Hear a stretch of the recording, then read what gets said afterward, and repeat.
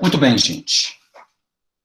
Nós temos aí 2000 anos, aproximadamente, de história da igreja, e eu escolhi uma divisão em 7 partes. Então, nós temos aqui à esquerda o período em que Jesus esteve na Terra, depois da morte e ascensão do Senhor, até o final do primeiro século.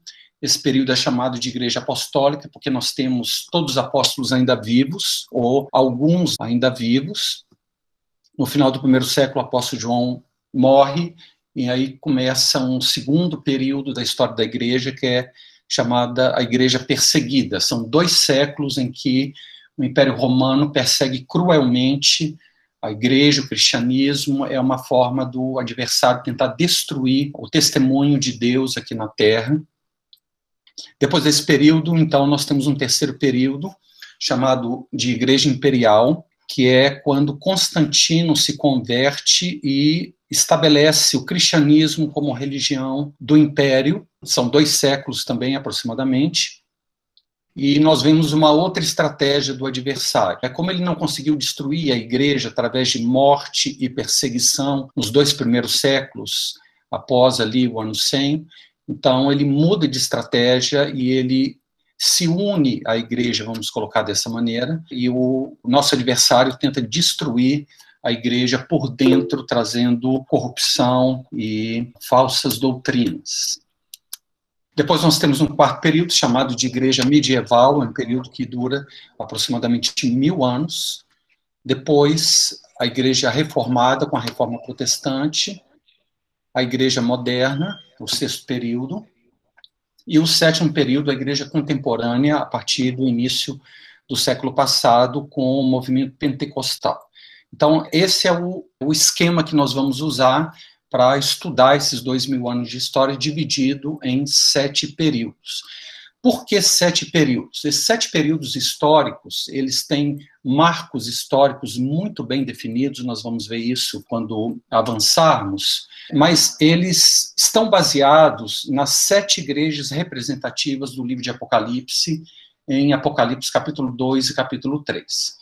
E aquelas 7 igrejas, elas casam muito bem com cada um desses 7 períodos históricos. Então, nós temos a igreja em Éfeso, que é uma igreja que tinha muito conhecimento, muita sabedoria, mas tinha perdido o primeiro amor, e nós vemos isso no final do primeiro século, o apóstolo João escrevendo o seu evangelho e as epístolas, sendo que o tema dele principal é o amor. Por quê? Porque a igreja já estava perdendo o amor, apesar de toda a sabedoria que ela havia adquirido. Então, a igreja em Éfeso, ela representa muito bem esse primeiro período, desde a ascensão de Jesus até a morte do apóstolo João. Depois, ali em Apocalipse 2, nós temos a igreja em Esmirna, que é a igreja perseguida, a igreja massacrada, vamos dizer assim, porque Esmirna vem de uma palavra que significa esmagar, e você tem uma planta que é esmagada e você tem um suave aroma sendo exalado, e é exatamente isso que acontece nesses 2 séculos. Nós temos 10 momentos em que o Império Romano esteve perseguindo a igreja, e dessa maneira a igreja foi purificada, e o testemunho de Cristo foi alguma coisa muito forte na face da terra. A próxima é a igreja, em Apocalipse 2 e 3, a igreja em Pérgamo. A palavra Pérgamo significa eis o casamento. E nós temos exatamente isso nesse terceiro período da igreja imperial, o casamento do Estado com a igreja. A próxima igreja, em Apocalipse 2 e 3, é a igreja em Tiatira, que ela representa a igreja católica, e é esse período aí da igreja medieval. Depois nós temos a igreja em Sardes, que é o protestantismo. Após isso, nós temos a igreja em Filadélfia, que fala do amor entre os irmãos, e durante esse período da igreja moderna, nós temos os puritanos, e temos um movimento lá na Europa chamado Os Irmãos, que se ajuntaram não debaixo de um título ou de uma denominação, mas sim debaixo do nome do Senhor. E além desse grupo, nós temos um movimento muito abençoado, que é o movimento dos puritanos. E finalmente a igreja em Laodiceia, que é a igreja soberba, a igreja rica, mas ela, na verdade, é pobre, que reflete muito bem a igreja dos nossos dias. Em todos esses períodos, nós temos muita riqueza de Cristo, mas nós temos também falhas da igreja. Essa divisão, então, como eu disse, em 7 períodos da história da igreja, ela não só tem marcos históricos muito bem definidos, como, por exemplo, a conversão de Constantino marca a mudança de um período da igreja perseguida para a igreja imperial, a queda do Império Romano, da igreja imperial para a igreja medieval e assim por diante. Então, nós temos não só marcos históricos, mas também marcos espirituais, nos quais esses 7 períodos casam muito bem com essas igrejas no livro de Apocalipse. Muito bem, então vamos começar a nossa jornada falando do primeiro período da Igreja Apostólica, do ano 30 ao ano 100 da nossa era cristã. O primeiro século da era cristã é conhecido como período apostólico, isso porque os apóstolos ainda estavam vivos e batalharam com toda a sua força pela verdade do Evangelho. O período da Igreja Apostólica se estendeu por 70 anos, desde a ascensão de Jesus até a morte do último dos 12 apóstolos, que foi João, ou seja, do ano 30 ao ano 100. Durante esse período, muitos eventos e transformações importantes ocorreram. Nós temos aí a destruição de Jerusalém, inclusive do templo, no ano 70, pelo general romano Tito. Nós temos também, nessa época, a superação do judaísmo pelo cristianismo, porque com a destruição do templo, o templo era o foco de toda a religião judaica, e isso foi um golpe muito forte no judaísmo. Nós temos a adoração em espírito e em verdade, substituindo os rituais da lei de Moisés. A expansão do cristianismo por todo o Império Romano, apesar da tremenda e constante oposição. A ampliação do acesso a Deus de uma esfera restrita, a nação de Israel, para uma esfera universal, ou seja, todos os que creem, judeus e gentios.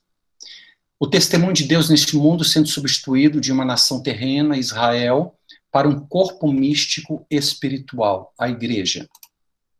A proclamação de um Cristo crucificado ao invés de um rei messiânico e a redação de todo o conjunto de escritos que compõem o Novo Testamento. Então, esses foram os principais fatos que ocorreram durante esse período do primeiro século, desde a ascensão de Jesus até a morte do último dos apóstolos. Os desafios de implantar a nova fé foram enormes.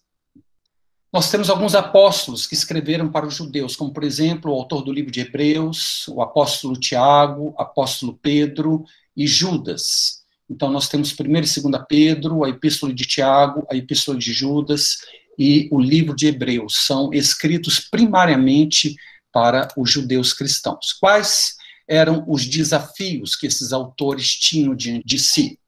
O mais importante era desarraigar a religiosidade da lei de Moisés, que durante 2000 anos foi o centro ou foco da religião judaica, e com o cristianismo, esse esforço para desarraigar esse vínculo com a lei de Moisés foi muito forte, foi um desafio muito grande que os autores que escreveram para os judeus tiveram. Além disso, também combater a hipocrisia religiosa dos fariseus era um desafio muito grande, porque a religião tinha se tornado alguma coisa principalmente de aparências, e o legalismo dos escribas, porque os escribas eles ficavam procurando os detalhes da lei e eles perderam o principal do Antigo Testamento, que era o amor a Deus e o amor ao próximo. Então, esses autores que escreveram para os judeus, eles tiveram esses grandes desafios diante de si. Desarraigar a religiosidade da lei de Moisés, a hipocrisia religiosa e o legalismo. Nós temos o apóstolo que escreveu para os gentios, Paulo, e ele teve diante de si também enormes desafios. O primeiro, no mundo pagão, era o completo e total desconhecimento da pessoa de Deus. Deus tinha se revelado no Antigo Testamento apenas para um povo, que era o povo de Israel. E os gentios estavam completamente alheios ao verdadeiro Deus e ao verdadeiro conhecimento de Deus. Então, esse era um desafio muito grande que Paulo tinha diante de si. Pregar um Cristo que era o Filho de Deus, do Deus único e verdadeiro que tinha criado os céus e a terra. Então esse era um grande desafio dele, o desconhecimento completo da pessoa de Deus. Além disso, no mundo gentio, nós tínhamos também o nível de vida moral extremamente baixo. Como não havia uma lei perfeita como os hebreus, os judeus tinham, então os gentios viviam de maneira alheia a Deus e aos princípios de Deus, e o nível de vida no meio dos gentios era extremamente baixo, e Paulo teve muita dificuldade com isso. Algumas igrejas, como por exemplo a igreja de Corinto, nós temos ali muitas instruções, porque a moral do mundo greco-romano era muito, muito baixa. Outro desafio que Paulo enfrentou era a tremenda idolatria e feitiçaria no meio desses povos que não conheciam a Deus. Então nós temos muitos desafios, não só por parte dos autores que escreveram para os judeus, mas também do principal autor que escreveu para os gentios, que era o apóstolo Paulo. E também nós temos no final do primeiro século o apóstolo que escreveu para todos os cristãos, que é o apóstolo João. E os desafios que ele tinha diante de si, o principal era uma heresia que estava começando, e ela estava muito forte, que era o gnosticismo. Nós vamos falar disso no segundo período, na época da igreja perseguida, e o gnosticismo estava começando e estava sendo um desafio muito grande para o cristianismo. E além disso, talvez o principal motivo pelo qual João escreveu seu evangelho, suas epístolas e o livro do Apocalipse, é que o amor entre os irmãos estava esfriando, e essa era a mensagem principal de João. Então nós vemos nesse primeiro período da história da igreja, a igreja apostólica, tremendos desafios, não só no meio dos judeus, mas no meio dos gentios e mesmo dentro da igreja de Cristo. No final do primeiro século, então, nós temos uma queda do amor fraternal muito grande, de tal maneira que Deus então levanta o apóstolo João para trazer essa mensagem para toda a igreja.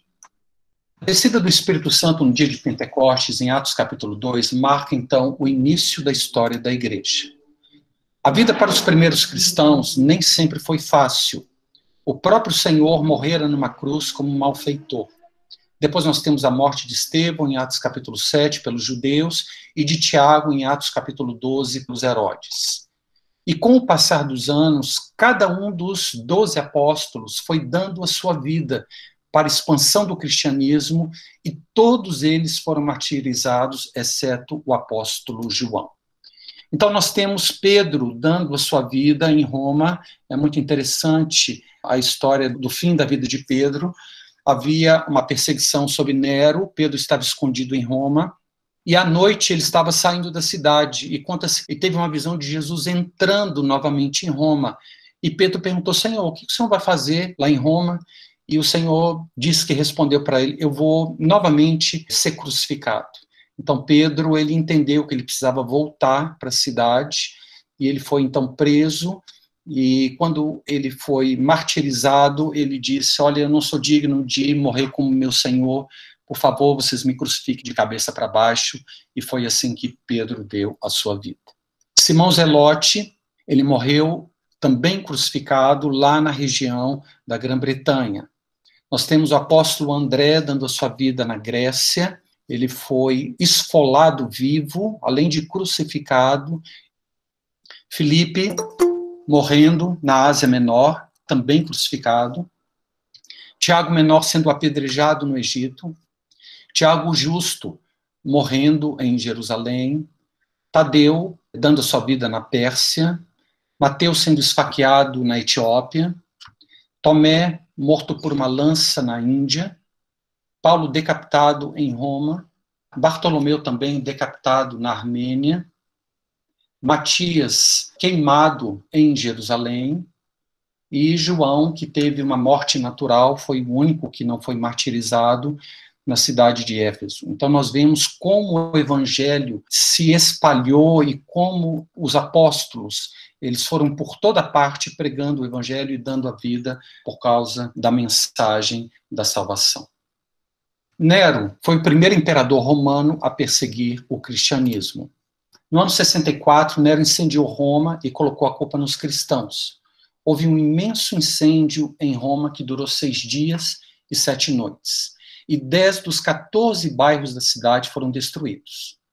2 dos bairros que não haviam queimado eram os que haviam mais judeus e cristãos, provavelmente por causa da intercessão dos irmãos.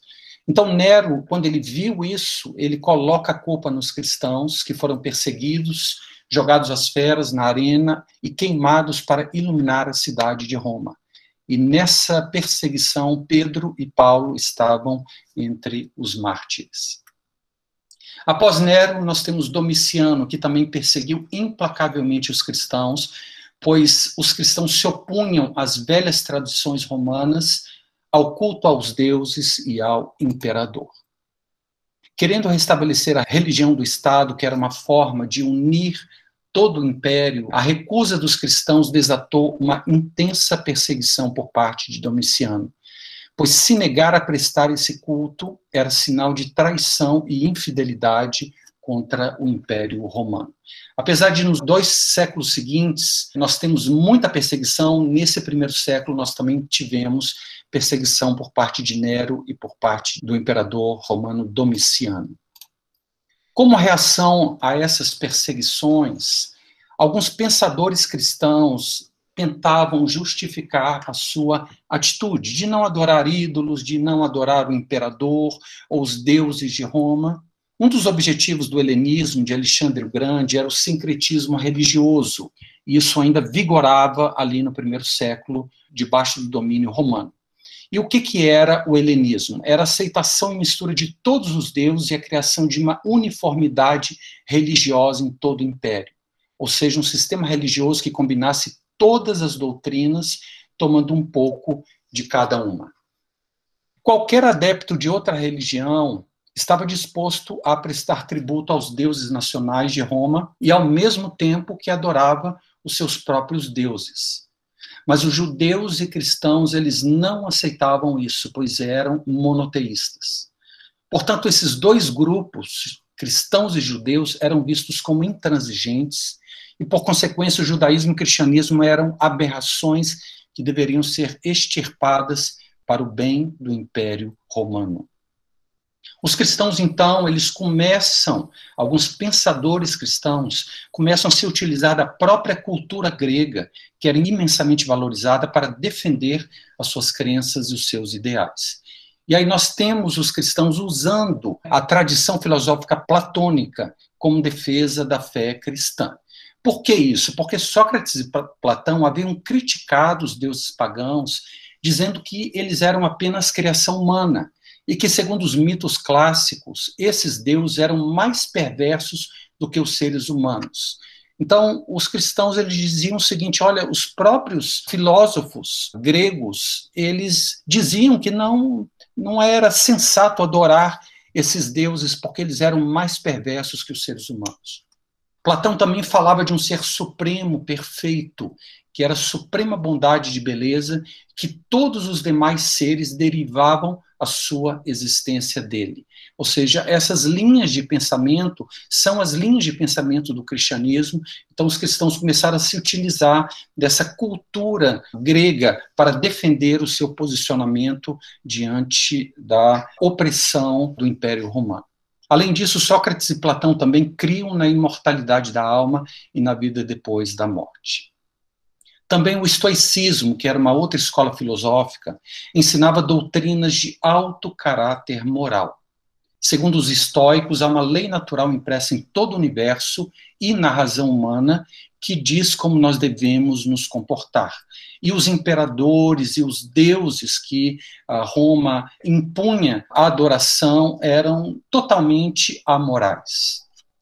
Já que as paixões lutam contra a nossa razão e tentam dominar a nossa vida, a meta do sábio é fazer que a sua razão domine toda a paixão até o ponto de não senti-la.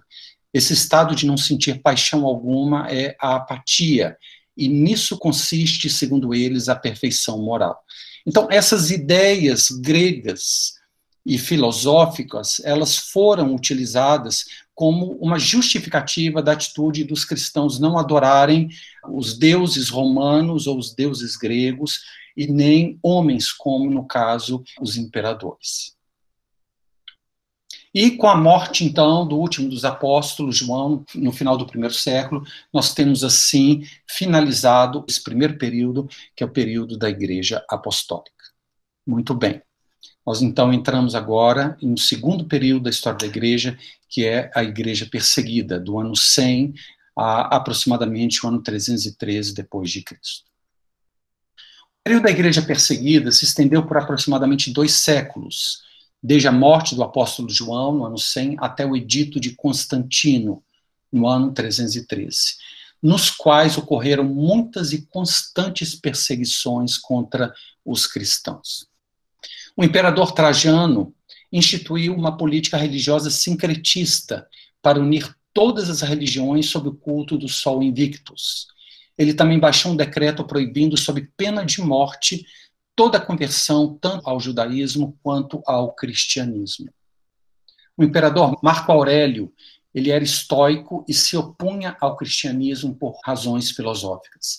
Além disso, como os deuses romanos estavam deixando de ser adorados, os cristãos eram responsabilizados por quaisquer catástrofes naturais, pois deduzia-se que os deuses estavam irados por causa do abandono ao seu culto.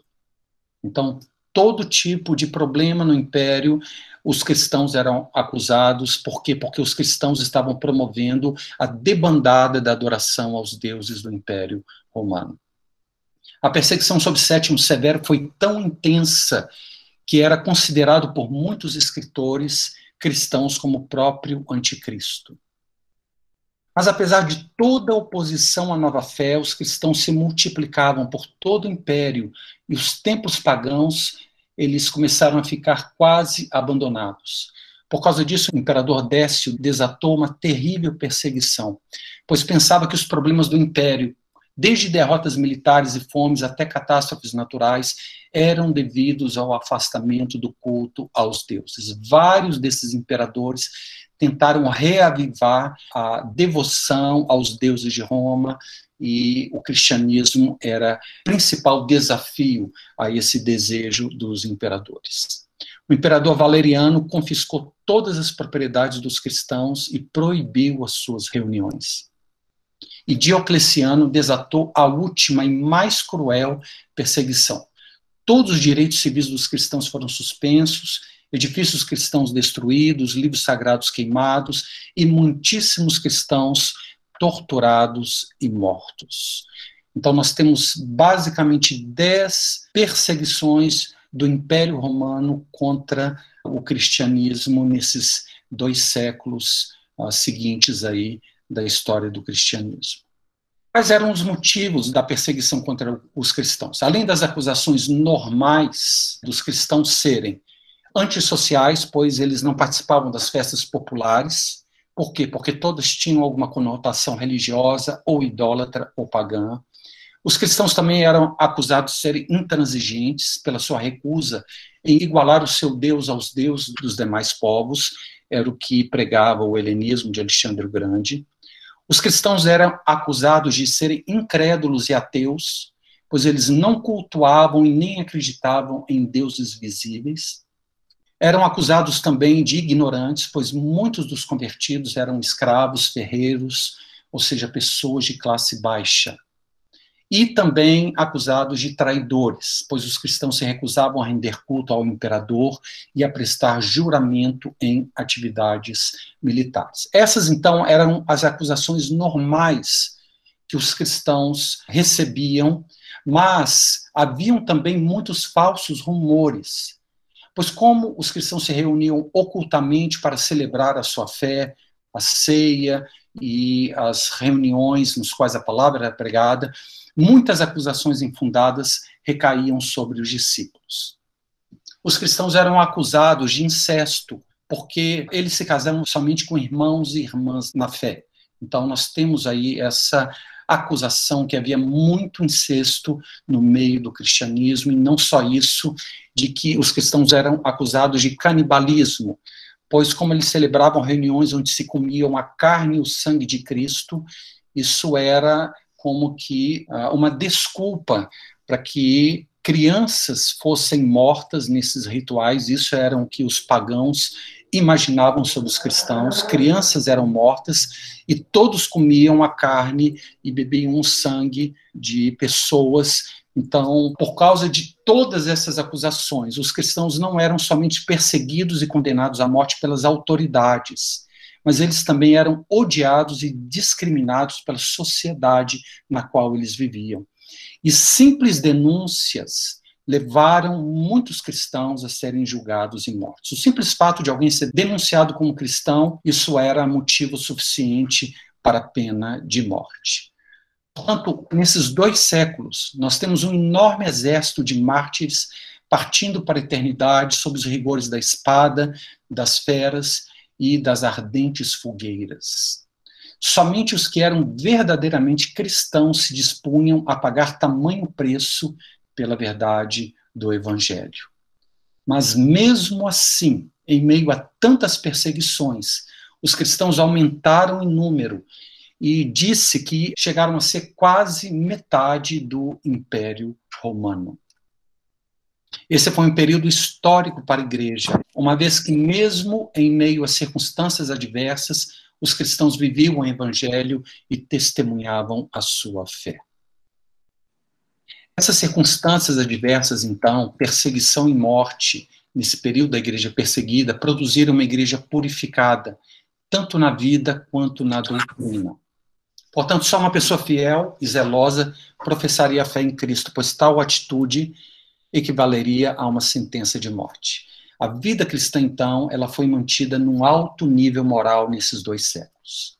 Há um livro que eu recomendo, que é um livro muito famoso na história da igreja, esse livro de John Foxe, O Livro dos Mártires. É a história do sofrimento e morte dos cristãos primitivos e dos mártires protestantes. Esse livro é um livro apaixonante. Se você ainda não leu, eu recomendo muito a sua leitura, porque fala de todos aqueles que deram a vida pelo cristianismo, não só nessa época da igreja perseguida, mas em toda a história da igreja, os principais mártires, até a era da igreja reformada. Esse é um livro que, quando você está lendo, você para e começa a chorar, porque é muito emocionante. Então, eu queria recomendar a leitura desse livro. Isso fortalece muito a nossa fé, isso traz um ânimo muito forte, porque às vezes nós pensamos que passamos por muitas tribulações, mas quando nós comparamos a nossa vida, a vida desses cristãos e os desafios que eles enfrentavam, nós vemos que nós não sofremos absolutamente nada.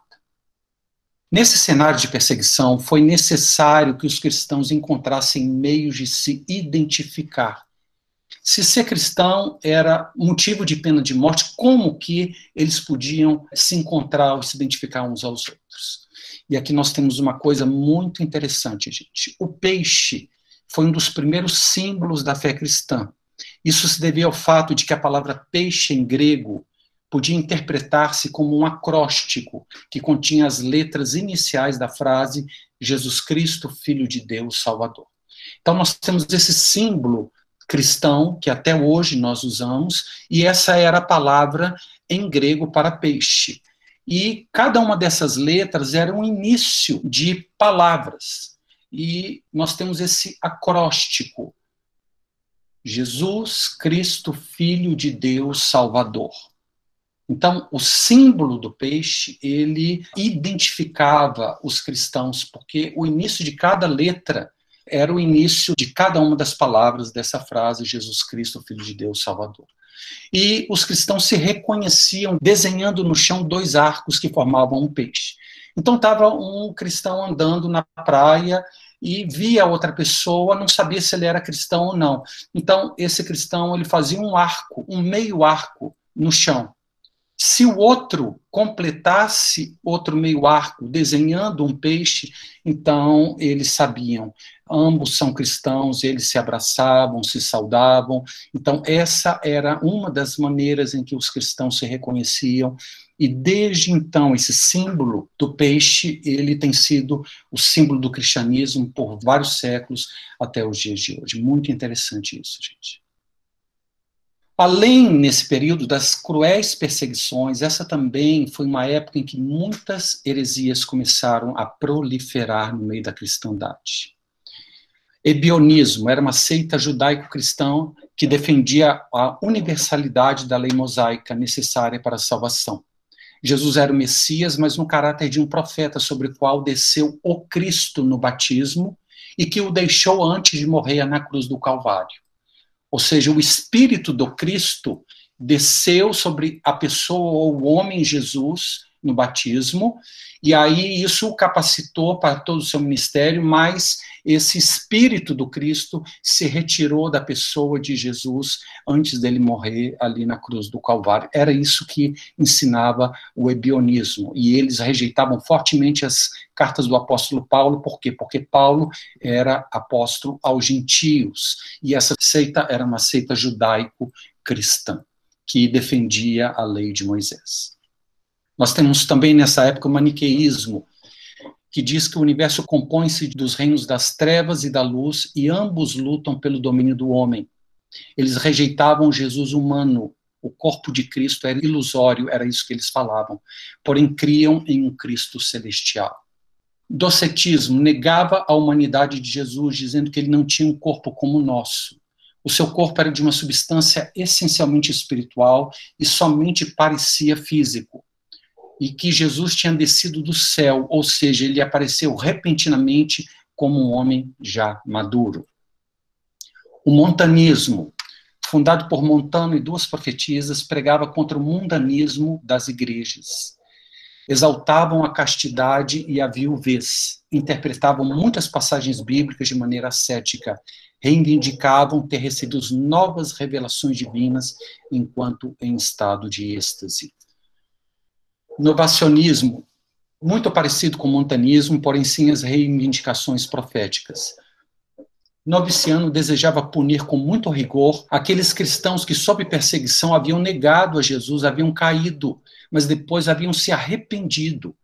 E eles chegavam mesmo a negar o perdão a esses cristãos que tinham caído e se arrependido. Como separatista, cria que a igreja era composta apenas por um pequeno grupo de pessoas espirituais. Donatismo, disciplina eclesiástica rigorosa e membresia pura. Consideravam os caídos como traidores, mas aceitavam os que tinham entregue as escrituras sob perseguição. Eles criam que a natureza humana de Cristo precisou ser purificada pelo batismo. Monarquianismo, defendiam que Deus Pai, o Filho e o Espírito Santo eram três modos de manifestação de um único Deus. Ou seja, é um único Deus que se revelou no Antigo Testamento como Pai, no Novo Testamento como Filho e na era apostólica como Espírito Santo. Eles não criam na Trindade. Marcionismo. Marcion tinha um ponto de vista diferente do restante da igreja.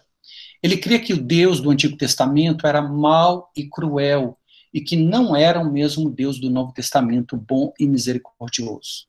Jesus também teria aparecido repentinamente já como um homem feito, não cria no juízo final e acreditava na universalidade da salvação, e aceitava como escrituras exclusivamente as cartas de Paulo.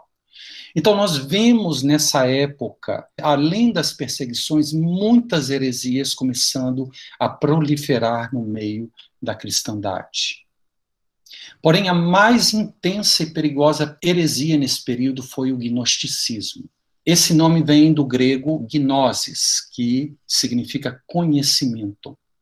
E a salvação para esse grupo, para essa heresia, a salvação era a principal preocupação dos gnósticos, a qual poderia ser alcançada por meio da aquisição de conhecimento secreto, e não pelo perdão dos pecados. Portanto, segundo os gnósticos, o problema do ser humano não era o pecado, mas a ignorância.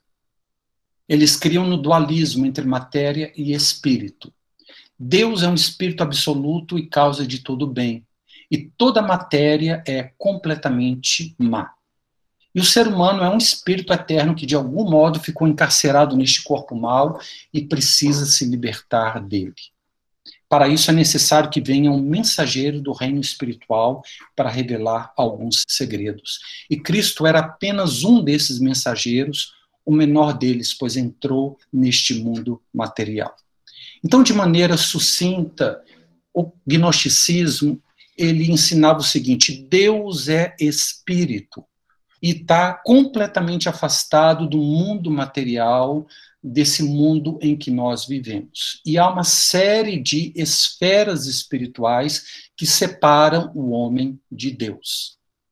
Só que em cada uma dessas esferas havia um intermediário, um ser que tinha conhecimentos secretos, que através desses conhecimentos, então, o homem poderia ir subindo nessas esferas celestiais até chegar à presença de Deus, até alcançar a salvação.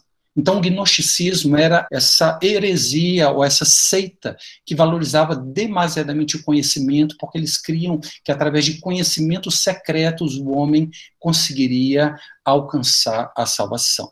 E Jesus, ele era um desses intermediários e o mais baixo deles. Por quê? Porque ele tomou a forma humana. Então, Jesus era o primeiro ali, ele não era o maior, ele não era o único, ele era o primeiro em que você precisava receber os ensinos dele para você chegar até a presença de Deus. Quando nós compreendemos essa doutrina do gnosticismo, então o Evangelho de João e as suas cartas, elas trazem um significado completamente diferente. Porque como começa o Evangelho de João? No princípio era o verbo estava com Deus, o verbo era Deus. E logo na sequência do capítulo 1 do Evangelho de João, nós temos lá: e o verbo se fez carne e habitou entre nós, e vimos a sua glória, glória como unigênito do Pai. Então, as declarações do apóstolo João eram um golpe de morte contra o gnosticismo, porque o cristianismo afirmava que esse Deus eterno, ele veio a este mundo, Deus se encarnou na pessoa de Cristo Jesus para nos reconciliar e nos levar novamente à presença de Deus. Então, quando nós conhecemos ou tomamos conhecimento dessa doutrina gnóstica, você começa a compreender muita coisa do que o apóstolo João ele ensinou em seus escritos. E em 1 João também, ele reforça essa questão de Deus ter vindo a este mundo. E 1 João começa o seguinte: o que era desde o princípio, o que temos ouvido, o que temos visto com os nossos próprios olhos, o que contemplamos e as nossas mãos apalparam com respeito ao verbo da vida. E a vida se manifestou e nós a temos visto, e dela damos testemunho, e vô-la anunciamos, a vida eterna, a qual estava com o Pai e nos foi manifestada. E o que temos visto e ouvido, anunciamos também a vós outros, para que igualmente mantenhais comunhão conosco. Ou seja, João diz aqui, olha, o que os nossos olhos viram, o que nós apalpamos com relação ao verbo da vida. Então, todos os escritos de João, eles tinham não só como objetivo trazer aquele ensino do amor entre os filhos de Deus, mas também para combater essa doutrina que era fortíssima na época, que era o gnosticismo. Muito bem. Juntamente com as heresias, nessa época houve uma intensa disseminação de escritos falsos no meio da cristandade. Era como se o adversário estivesse tentando semear joio no meio do trigo. E aí nós temos, nessa época, uma série de livros apócrifos que foram redigidos. Pastor de Hermas, Carta aos Laodicenses, Epístolas de Inácio, de Clemente, de Barnabé, Evangelho aos Egípcios, Evangelho da Verdade, Evangelho de Bartolomeu, Evangelho segundo os Hebreus, Atos de Paulo, 3 Coríntios, Epístola de Policarpo, e então nós temos uma série de escritos, alguns deles trazem uma certa edificação espiritual, mas havia muita confusão, o que é realmente palavra de Deus e o que não é palavra de Deus. Não só os livros apócrifos, nessa época também nós temos muitos livros pseudepígrafos. O que é pseudepígrafo? É uma pessoa escreve, mas no final ela coloca outra pessoa como sendo o autor para dar credibilidade ao escrito. Então, por exemplo, você tem o Evangelho de Pedro. Alguém escreveu um evangelho e no final ele coloca lá, assinado Apóstolo Pedro. Para quê? Para dar uma credibilidade àquele escrito. Então nós temos uma série de evangelhos, uma série de livros de Atos, né? Atos de Pedro, de João, de André, e uma série de apocalipses que foram escritos. Era como se o adversário estivesse querendo semear joio no meio do trigo. Tudo acontecendo nesses 2 séculos. Devido a esses 2 fatores, as heresias que se proliferavam e os falsos escritos, os líderes religiosos cristãos da época se viram forçados a tomar 2 atitudes. A primeira delas era compilar uma lista de livros sagrados, escolher, definir quais eram realmente os livros inspirados por Deus. E também, outra coisa que eles precisaram fazer foi formular um credo. Vocês vão entender isso agora. Então, em primeiro lugar, nessa época, os líderes se reuniram, eles começaram a selecionar os escritos para que fosse definido qual que era o conjunto mesmo de livros sagrados. Pouco a pouco foi se formando um consenso dentro da igreja de que o Antigo Testamento deveria fazer parte das Escrituras. Por quê? Porque o cristianismo é a sequência natural dos profetas do Antigo Testamento. E que também quais livros seriam os livros sagrados do Novo Testamento. Os 4 evangelhos foram os primeiros a serem aceitos, pois apesar de suas diferenças, eles concordavam a respeito dos pontos básicos da fé cristã. O livro de Atos e as epístolas paulinas também conseguiram uma aceitação geral desde o início. Outros livros, como a terceira epístola de João, Judas e Apocalipse, demoraram um pouco mais para serem universalmente aceitos. Então, várias listas de livros do Novo Testamento foram produzidas ao longo dos primeiros séculos, e o cânon, então, foi definitivamente estabelecido por Atanásio em 367 d.C.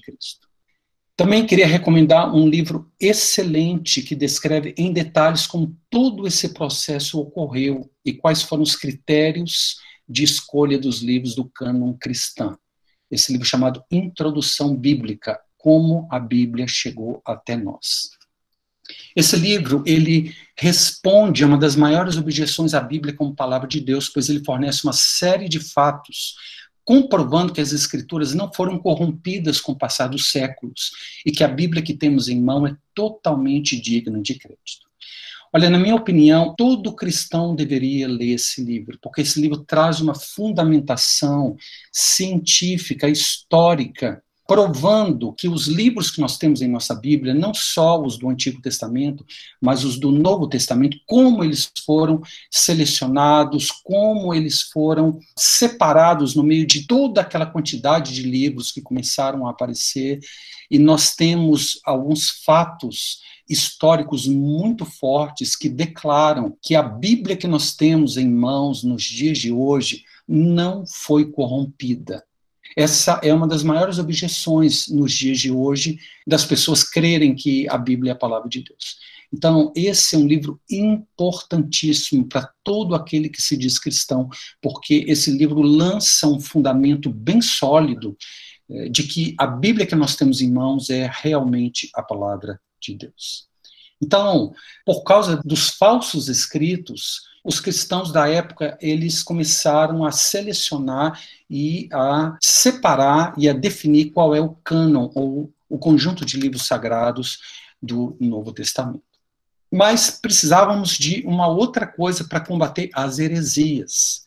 E essa outra coisa que surgiu foi o credo dos apóstolos. E quando algum novo convertido era batizado, ele precisava declarar os seguintes pontos vitais da fé cristã. E aí nós temos o credo, que todos nós conhecemos. Crê em Deus Pai Todo-Poderoso, Criador do céu e da terra. Por que essa frase? Isso declarava que um só e o mesmo Deus criou tanto o mundo espiritual quanto o mundo material. Ou seja, o universo físico não é mau em essência, pois foi o Deus perfeito que o criou. Crê em Deus Pai Todo-Poderoso, Criador do céu e da terra, e em Jesus Cristo, seu único Filho, nosso Senhor. Jesus Cristo é o Filho único deste Deus que criou o espiritual e o natural. Que foi concebido pelo poder do Espírito Santo, nasceu da Virgem Maria. Jesus nasceu como qualquer ser humano e não desceu do céu, como nós vimos algumas das heresias que espalhavam. Ele era um homem de verdade e não apenas se parecia como um homem. Padeceu sob Pôncio Pilatos, foi crucificado, morto e sepultado. Ou seja, existe uma data concreta em que o Filho de Deus nasceu, dando uma referência temporal e histórica. E essa declaração também, ela mostra a realidade da humanidade de Cristo, pois ele podia sofrer e morrer. Ele foi crucificado, morto e sepultado. Desceu à mansão dos mortos, ressuscitou ao terceiro dia. Seu cadáver ficou na sepultura, mas a sua alma foi à região dos mortos. Ou seja, existe vida após a morte. E ele ressuscitou ao terceiro dia. Existe a ressurreição do corpo físico, e essa ressurreição declara a divindade de Jesus Cristo. Subiu aos céus, está sentado à direita de Deus Pai Todo-Poderoso. Ele está acima de todos, de homens e de anjos, pois somente a ele foi dada essa posição elevada, à direita de Deus Pai Todo-Poderoso. Lembra do gnosticismo? Jesus era o mais inferior desses intermediários dos níveis espirituais, mas o credo diz que ele está sentado à direita de Deus. De onde há de vir a julgar vivos e os mortos, para combater a ideia de que Deus é um ser todo amoroso que não julga e nem condena. Pois, como vimos, algumas daquelas heresias diziam que todos no final seriam salvos. Creio no Espírito Santo para combater a ideia de que o Espírito Santo é uma influência e não uma pessoa da Trindade. Na Santa Igreja Católica, na comunhão dos santos. Não a Igreja Católica Romana, pois nessa época ela ainda nem existia. A palavra católica, o significado dessa palavra é universal, ou seja, eu creio na Santa Igreja Universal. Isso quer dizer também que eu não creio na opinião de uma pessoa ou de um grupo especial de pessoas. Não, eu creio naquilo que universalmente os cristãos creem. Na remissão dos pecados, os gnósticos creem que o homem não precisava de perdão, mas apenas de iluminação. Então, eu creio que o pecado é o que nos separa de Deus e Jesus pagou os pecados ali na cruz. Na ressurreição da carne, o corpo não é mau por natureza, pois ele irá ressuscitar. Na vida eterna, há uma vida além desta vida que é eterna. Amém. Concordo com tudo o que acabei de dizer. Ou seja, quem acreditava em todas essas coisas, e nós vemos que esse credo, cada frase, quase cada palavra, o objetivo dele é combater uma heresia ou um falso ensino que estava se disseminando ali entre os cristãos. E quem acreditava em todas essas coisas é que poderia ser considerado como sendo um cristão verdadeiro. Essa foi a mais antiga e simples declaração da crença cristã que se tem em notícia. É muito bonito vermos, gente, quando nós recebemos essas coisas como herança, nós não sabemos a origem disso. E quando nós vemos o contexto no qual esses credos eles foram formulados, nós podemos ver que coisa maravilhosa, como Deus estava protegendo a sua igreja das heresias e dos ensinos heréticos. Nesse período da igreja perseguida, esses 2 séculos, se levantaram grandes apologistas, ou seja, defensores intelectuais do cristianismo. Nós temos Justino, mártir. Antes de se converter, ele percorreu várias escolas filosóficas à procura da verdade. Quando compreendeu que o clímax da verdade que procurava encontrava-se em Cristo, viajou pelo resto de sua vida pregando aos filósofos que o cristianismo era a filosofia perfeita. Ele escreveu também muitos livros com o propósito de explicar a verdade cristã aos pesquisadores pagãos. Tertuliano, um advogado de meia-idade que se converteu ao cristianismo. Ele possuía dons extraordinários, esse homem. Seu pensamento era agudo e sua linguagem vigorosa, elegante e vívida. Com esses dons aliados a um zelo profundo por Cristo e um forte senso de moralidade, isso deram-lhe notável e poderosa influência no meio dos cristãos. Em muitos escritos dele, ele refutou falsas acusações contra os cristãos e o cristianismo, salientando o poder da verdade cristã. E dessa época também nós temos Orígenes de Alexandria, nascido de pais crentes, recebeu a mais elevada educação. Em sua época não havia quem o superasse em sua cultura e poder intelectual. Ele escreveu muitos livros que expunham verdades cristãs, inclusive comentários de vários livros da Bíblia. Essa é a chamada Era dos Gigantes, nas quais Deus levantou pessoas extremamente capacitadas intelectualmente para fazer uma defesa da fé cristã muito forte. Portanto, concluindo essa época, as três principais características desse período da igreja, então, foram: primeiro, perseguição constante, intensa e cruel. Segundo, proliferação de heresias. E, em terceiro lugar, a multiplicação de escritos apócrifos. A solução encontrada para o terceiro item, que é a multiplicação de escritos apócrifos, foi a definição do cânon cristão, ou seja, uma lista de livros que eram considerados divinamente inspirados pela cristandade. A solução encontrada para o segundo item, o segundo desafio, as heresias, foi o estabelecimento de um credo, ou seja, uma declaração de pontos vitais da fé cristã. Mas não havia solução para o primeiro item, a questão da perseguição constante e cruel, até que algo tremendamente inesperado acontece. Então nós temos agora o encerramento dessa época da igreja perseguida e nós entramos no terceiro período, que é chamado de igreja imperial. Em 313, quando Constantino, o imperador romano, lutava para vencer seus inimigos e unificar o Império Romano, conta-se que ele teve um sonho no qual recebeu a ordem de pôr um símbolo cristão sobre o escudo de seus soldados.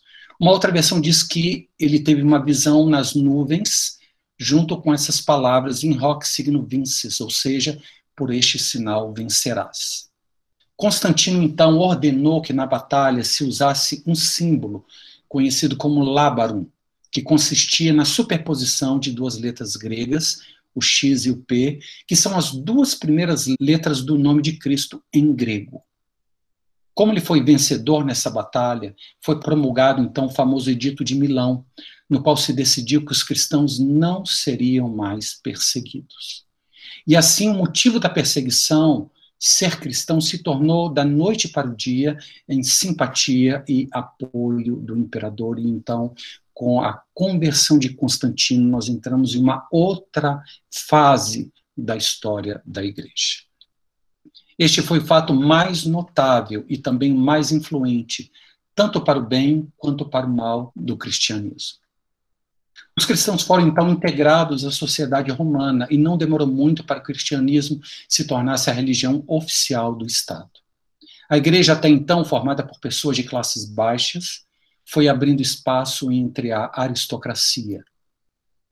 E antes do início do século IV, os templos pagãos já estavam abandonados, ou então foram transformados em templos cristãos. Por causa disso, no século IX, não existia na Europa ocidental quase ninguém que não acreditasse no Deus da Bíblia. Parecia ser o triunfo do cristianismo, mas na realidade tal popularidade produziu resultados catastróficos para a igreja. Vamos ver então alguns resultados, influências positivas da assimilação do cristianismo como religião oficial do Império Romano. Em primeiro lugar, cessaram todas as perseguições, houve liberdade para a construção de templos e doações às igrejas, ao clero foram concedidos muitos privilégios, da desobrigação de deveres cívicos, como, por exemplo, o alistamento militar, até a isenção de impostos. O primeiro dia da semana, domingo, foi proclamado como sendo dia de descanso e adoração. Dedicação dos templos pagãos ao culto cristão. Pela influência do cristianismo, se tornou mais humano o tratamento dado aos escravos. As lutas e os combates de gladiadores foram proibidas. A crucificação como instrumento de morte proibida. E a repressão ao infanticídio. Portanto, essa assimilação do cristianismo como religião oficial do Estado trouxe uma série de influências positivas para a sociedade, para a própria igreja, mas também trouxe uma série de influências negativas.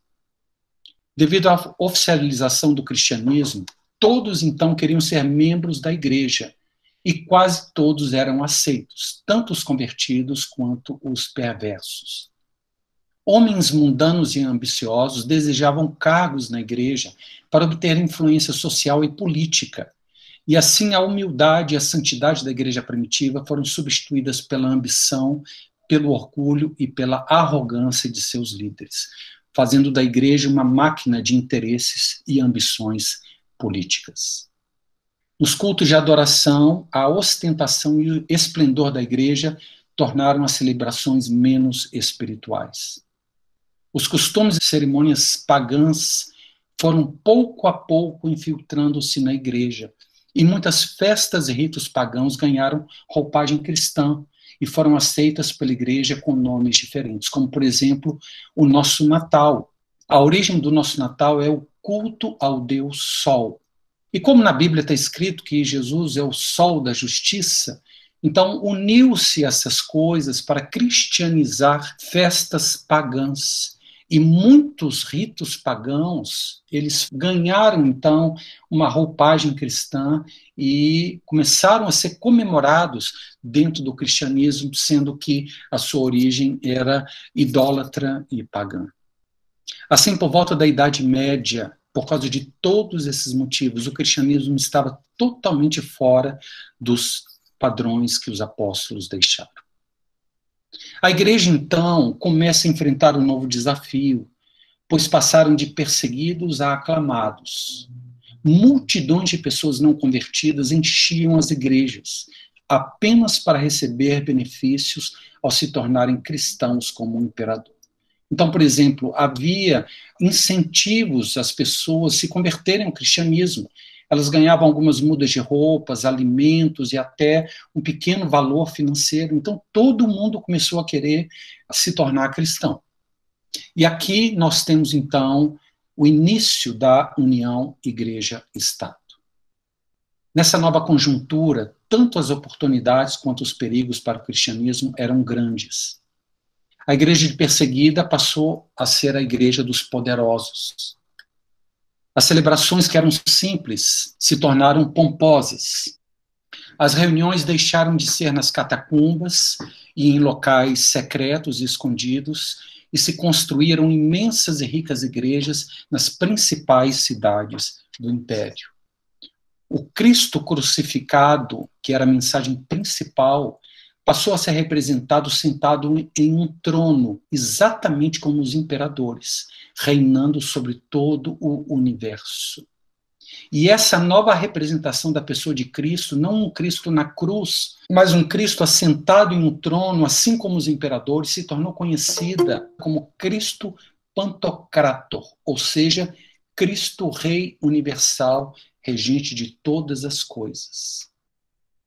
Essa imagem, ela se tornou uma das mais significativas da iconografia oriental, a ponto de se tornar quase o único tipo de Cristo que se encontra nas cúpulas das igrejas do Oriente. Então, assim como os imperadores sentados em um trono, Cristo também começou a ser representado como sentado no trono celestial, com o mundo sob os seus pés. Essa imagem, ela é famosíssima. E ela tem esse nome, Cristo Pantocrator, ou seja, Cristo Rei do Universo.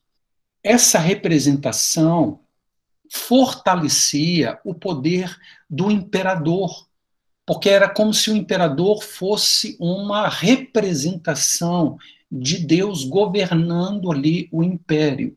Então, a imagem de um Cristo crucificado começou a ser transformada para esse Cristo exaltado e assentado em um trono. Isso tudo para favorecer os imperadores e a sua posição sobre o seu povo e o seu império. Durante quase 300 anos, a igreja viveu sob a ameaça de perseguições, nos séculos I, II e III. Mas agora a porta estreita que Jesus tinha falado se tornara tão larga que multidões se apressavam em passar por ela. Muitos sem a mínima noção do que era a fé cristã, apenas em busca de posições e privilégios. O joio crescia junto com o trigo e ameaçava sufocá-lo. Como então pode-se ser cristão verdadeiro no meio dessas circunstâncias? Como reação a isso, a resposta de muitos foi se retirar para o deserto, fugir da sociedade, abandonar tudo, subjugar o corpo e as paixões que dão ocasião às tentações. Esse é o ascetismo. E assim, ao mesmo tempo que a igreja se enchia de milhares que pediam batismo, houve um verdadeiro êxodo de outros milhares de cristãos que procuravam a santidade na solidão. E esse foi o início do movimento monástico. O nome monge vem do termo grego monachos, que quer dizer solitário. Então, nessa época, como reação a essa invasão de pessoas não cristãs dentro da igreja, então nós temos aí o movimento monástico. Os primeiros monges que se refugiavam no deserto tinham que viver em um constante dilema. Ao mesmo tempo que desejavam fugir da sociedade e se retirar para uma vida solitária com Deus, várias pessoas os procuravam para se aconselhar, serem instruídos por sua sabedoria e de aprender a respeito da vida de contemplação e oração. Ou seja, mesmo os monges tiveram problemas, porque eles queriam viver retirados. Mas como eles eram exemplo de uma vida cristã íntegra e sem contaminação, então muitos iam atrás deles. Também lhes atribuíam a fama de homens santos e milagrosos, e muitos enfermos os procuravam para serem curados de suas enfermidades. O equilíbrio, então, parecia ser viverem perto de um grupo de discípulos, desde que esses não visitassem demasiadamente o seu refúgio solitário. Então, os monges eles começaram a ter um grupo de discípulos que não o incomodavam muito, mas que eventualmente ele se encontrava e discipulava e passava ali a sua sabedoria para esse grupo de discípulos. Foi assim que nasceram os primeiros monastérios, ou mosteiros, nos quais um grupo de monges viviam uma vida monástica em comunidade e atendiam a todos aqueles que os procuravam, fossem viajantes, pessoas necessitadas ou possíveis discípulos. Então, aqui nós temos o início do movimento monástico. Eles, os monges, então, se dedicavam ao trabalho comunitário, à vida em comunidade e também a uma vida de contemplação e oração. Esse foi, então, a reação da igreja para com o mundanismo que se instalou com a aceitação do cristianismo como religião de Estado e do império. E foram fundados mosteiros tanto masculinos para homens quanto femininos para mulheres. Mas esses mosteiros femininos, eles tinham um líder que era um monge que as governava. A política religiosa de Constantino também teve um outro desdobramento. Enquanto os monges se retiravam para o deserto, houve muitos que simplesmente declararam que o restante da igreja estava corrompido e que eles eram a verdadeira igreja. Ou seja, houve um grupo de pessoas que não se retirou para o deserto, como os monges, mas se separou e dizendo o seguinte: nós somos a verdadeira igreja. Este movimento é chamado de donatismo. Nele, alguns cristãos romperam com a igreja que tinha se aliado ao império.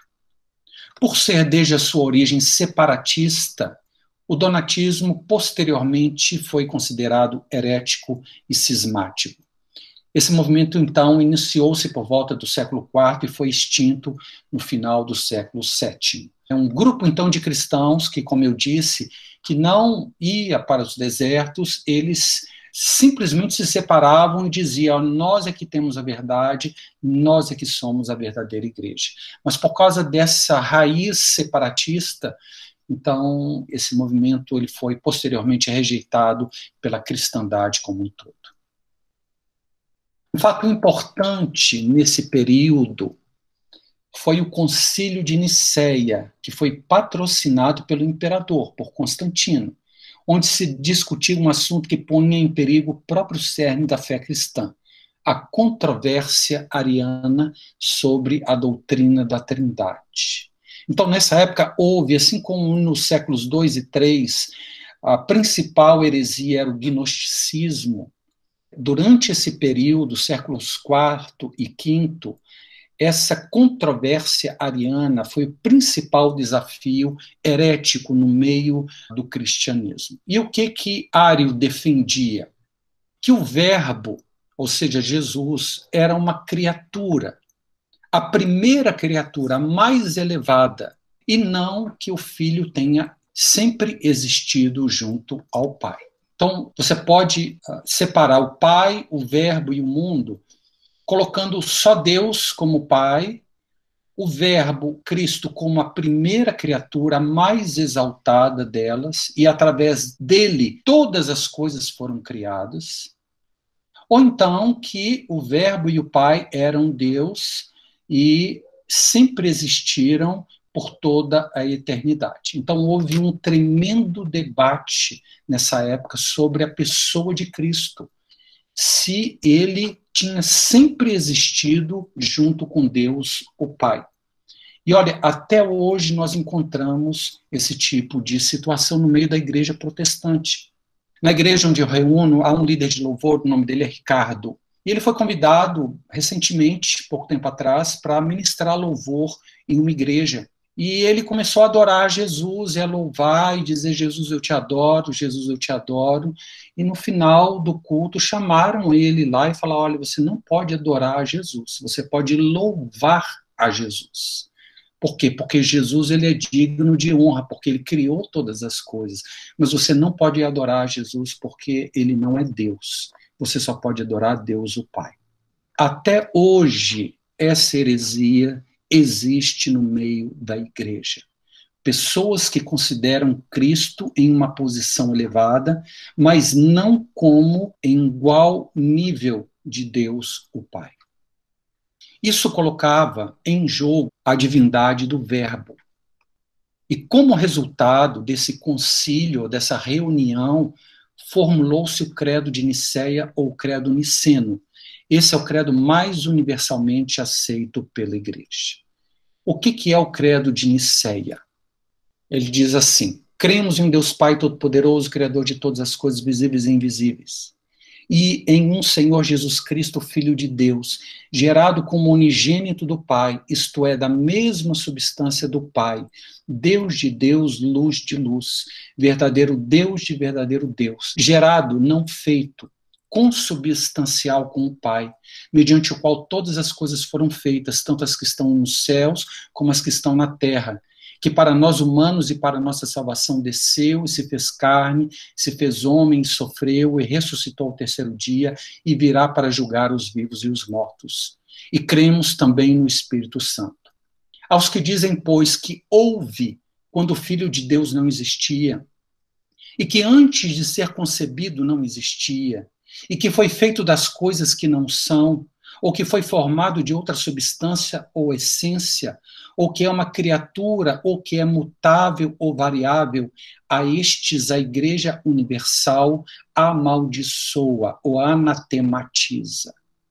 Então, esse credo de Nicéia, ele é muito importante, porque ele declara que o Verbo sempre existiu junto ao Pai, e que ele não é apenas uma criatura, ainda que seja dada a ele uma posição elevada, da principal, a primeira das criaturas, e por meio dele todo mundo tenha sido criado.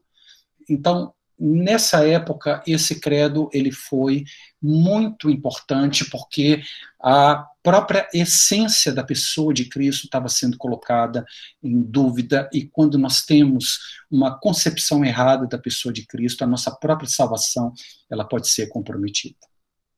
Mais um pouco à frente, em 381, o Concílio de Constantinopla somente reafirmou que o Concílio de Nicéia tinha dito sobre a divindade do Verbo e acrescentou que poder-se dizer a mesma coisa do Espírito Santo.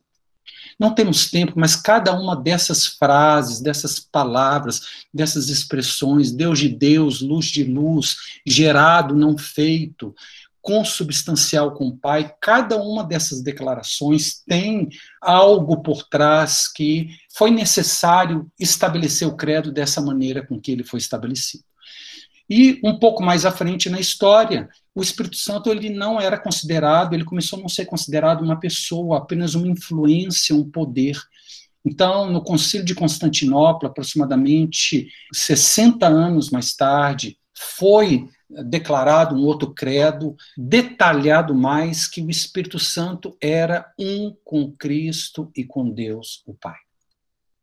Nesse período aqui da Igreja Imperial, nós temos grandes personagens do cristianismo. Eusébio de Cesareia, autor de uma obra famosíssima chamada História Eclesiástica, ele acreditava que Constantino inauguraria o reino de Deus, como Jesus tinha previsto nas Escrituras, por designação divina, e eles celebravam, então, a conversão de Constantino. Atanásio de Alexandria atuou imensamente na defesa da ortodoxia da Trindade, sobre esse ponto que acabamos de falar da controvérsia ariana. João Crisóstomo, conhecido como Língua de Ouro.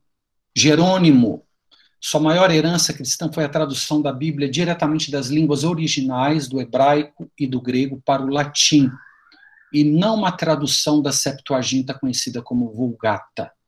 Depois de alguns séculos, o grego foi caindo em desuso, e o latim, que é a língua oficial romana, começou a ser universalmente adotada, e os cristãos já não conseguiam ler mais o grego lá do Novo Testamento, e nem o grego do Antigo Testamento, que era a tradução Septuaginta. Então, Jerônimo, que foi uma pessoa extremamente capacitada, ele fez essa segunda tradução da Bíblia, do hebraico do Antigo Testamento e do grego do Novo Testamento, diretamente para o latim, e essa é uma tradução muito conhecida, chamada Vulgata.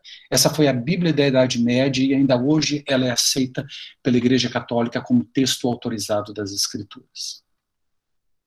E, nesse período, também nós temos um dos mais importantes mestres do cristianismo, que é Agostinho, cuja influência ainda permanece em ambas as partes da cristandade, tanto no protestantismo quanto no catolicismo. Suas grandes obras foram Confissões, é uma obra autobiográfica, e Cidade de Deus, onde ele diz que existem apenas duas cidades, cada uma fundada sobre um amor. A cidade terrena está fundada sobre o amor a si mesmo, e a cidade de Deus está fundada sobre o amor a Deus. E há uma guerra entre essas cidades, mas no fim somente permanecerá a cidade de Deus. Então nós temos grandes nomes nessa época da Igreja Imperial. Outro fato muito importante foi a construção da cidade de Constantinopla, em 330 depois de Cristo, ou cidade de Constantino. A palavra Constantinopla significa cidade de Constantino, de onde esse imperador passou a reinar. Então você tem um gráfico aí à direita, que o Império Romano ele tinha se tornado extremamente extenso. E a capital Roma, ela foi transferida aqui para Constantinopla. Por quê? Porque essa cidade ela era uma ponte entre todo o Ocidente e o Oriente. E então o império, o centro do império, foi transferido de Roma para Constantinopla, e quem fez isso foi Constantino. Constantino escolheu a antiga cidade grega de Bizâncio como nova capital imperial, denominando-a de Nova Roma, pois estava bem situada nas rotas comerciais ligando o Oriente ao Ocidente. Com a fundação dessa nova capital, as fronteiras se tornaram demasiadamente extensas, e uma separação e divisão natural, Ocidente e Oriente, foi se estabelecendo dentro do Império Romano. E assim, com o passar dos anos, Constantinopla consolidava-se como centro do poder político no Oriente, e Roma consolidava-se como centro do poder religioso no Ocidente. Como na parte ocidental do Império não havia mais imperador ali em Roma, sobrepondo-se ao bispo de Roma, ao líder da igreja em Roma, como acontecia na parte oriental lá em Constantinopla, e havia a igreja lá em Constantinopla, mas a presença do imperador abafava a influência da igreja. Isso não acontecia em Roma, pois como o imperador estava longe, o poder e a influência do bispo de Roma, o novo nome para esse bispo de Roma se tornou Papa ou Pai, ele se tornou a mais alta autoridade na região, tanto espiritual como política, em toda essa área aí do Império Romano Ocidental. A Europa sempre olhara para Roma com certa reverência, por causa do que era o centro do Império. Agora que a capital do império estava longe, em Constantinopla, o sentimento de lealdade para com o Papa, pouco a pouco, foi tomando lugar da lealdade para com o imperador. E assim como o império se dividiu em duas partes, Império Romano Ocidental, capital em Roma, Império Romano Oriental, capital em Constantinopla, como havia um imperador só, e esse imperador estava lá em Constantinopla, então houve essa separação natural do império, e essa mudança preparou o caminho para o futuro cisma do ano 1054, no qual a igreja cristã se dividiria em igreja latina ocidental e igreja grega oriental. Foi assim que em todo o Ocidente, o bispo de Roma, ou Papa, chefe da igreja em Roma, começou a ser considerado como uma autoridade principal de toda a igreja. E aí nós temos o princípio do papado. Dessa forma, no Concílio de Calcedônia, na Ásia Menor, no ano de 451, Roma ocupou o primeiro lugar no concílio da igreja e Constantinopla o segundo lugar. Muito bem. Ao mesmo tempo, estava acontecendo um outro movimento. Os gregos chamavam de bárbaros todos os povos que não falavam sua língua. Portanto, muitos povos de origem e costumes diferentes receberam esse nome, bárbaros. Os vândalos, os godos, os francos, os saxões, alamanos, suevos, eslavos, hunos, etc. E como os limites do Império Romano se tornaram demasiadamente extensos, os bárbaros, eles exerciam pressão cada vez maior sobre as fronteiras. E alguns desses povos apenas desejavam participar dos benefícios da civilização romana, sua cultura, cidadania, prosperidade, enquanto outros desses povos desejavam destruir e se apossar desses territórios do Império Romano. Foi durante esse período que certo movimento, então, estava em progresso, isto é, a maior catástrofe de toda a história, a queda do Império Romano Ocidental. E apenas 25 anos após a morte de Constantino, as fronteiras do Império Romano Ocidental, na qual Roma é a capital, foram derrubadas por horda de bárbaros, que apoderaram-se de territórios e estabeleceram reinos independentes. Em 410, Roma foi invadida e saqueada pelos visigodos. Boa parte da população fugiu ou morreu. Em 455, Roma foi novamente saqueada, agora pelos vândalos. E em 475, nós temos a queda final e definitiva de Roma. E assim, em menos de 140 anos, o Império Romano Ocidental, que existiu durante 1000 anos, foi riscado da história. E agora, então, nós temos o início de uma outra época, a Igreja Medieval durante a Idade Média. E nós não vamos entrar, porque iria ser muito conteúdo, então nós vamos terminar aqui com esses 3 períodos, a Igreja Apostólica, a Igreja Perseguida e a Igreja Imperial. Com a queda do Império Romano Ocidental, então, encerra-se o período da Igreja Imperial. Fazendo um resumo de tudo que nós vimos hoje, nós temos o primeiro período da história da igreja, a Igreja Apostólica, do ano 30 ao ano 100. Quais são as características principais dessa época? Os apóstolos ainda estavam vivos, a destruição de Jerusalém, inclusive do templo, e a consequente superação do judaísmo pelo cristianismo, a divulgação do evangelho por todo o mundo gentil através das viagens missionárias do apóstolo Paulo, e a redação de todo o conjunto de escritos que compõem o Novo Testamento. Essas são as características principais desse período chamado período apostólico, em que os apóstolos ainda estavam vivos. Segundo período, Igreja Perseguida, do ano 100 ao ano 313. Quais são as características principais? Constantes e intensas perseguições. E nós temos como consequência um martírio em massa dos cristãos. Proliferação de heresias, principalmente gnosticismo, e como reação a isso nós temos a elaboração do credo apostólico, creio em Deus Pai Todo-Poderoso, Criador do céu e da terra, em Jesus Cristo, seu único Filho, nosso Senhor, e por aí vai. Nós temos também a multiplicação de escritos apócrifos e, como reação da igreja, a definição do cânon das escrituras, ou do conjunto de livros considerados sagrados. E também, nessa época, o surgimento dos apologistas e defensores intelectuais do cristianismo, chamado os pais da igreja, ou os gigantes da igreja. Esse é o segundo período. E o terceiro período, a Igreja Imperial, de 313 a 475, com a conversão de Constantino. Quais são as características principais? A aceitação do cristianismo como religião do Estado. Isso pôs fim às perseguições do período anterior. Nós temos a união Estado-Igreja e uma interferência do poder político nas questões religiosas, como no caso lá da controvérsia ariana.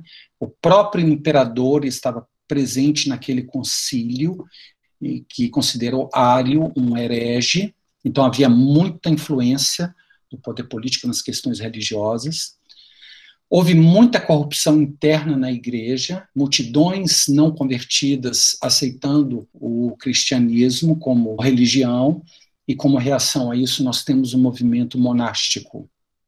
E, finalmente, a divisão do Império Romano. Como Constantino mudou a capital do Império de Roma para Constantinopla, então o Império ele se dividiu em duas partes, a ocidental, que, com o vácuo do poder político, a presença religiosa do bispo de Roma ela se tornou fortíssima, e o Império Romano Oriental, no qual a liderança política ela se firmou lá em Constantinopla. E com a queda do Império Romano Ocidental, nós temos a queda, então, do Império Romano Ocidental pelas invasões bárbaras. E, então, nós entramos num novo período, que é a Igreja Medieval. Vamos terminar por aqui. Deus permitindo, nós vamos, semana que vem, falar dessa época, é uma época muito extensa, 1000 anos, e da Reforma Protestante e desse movimento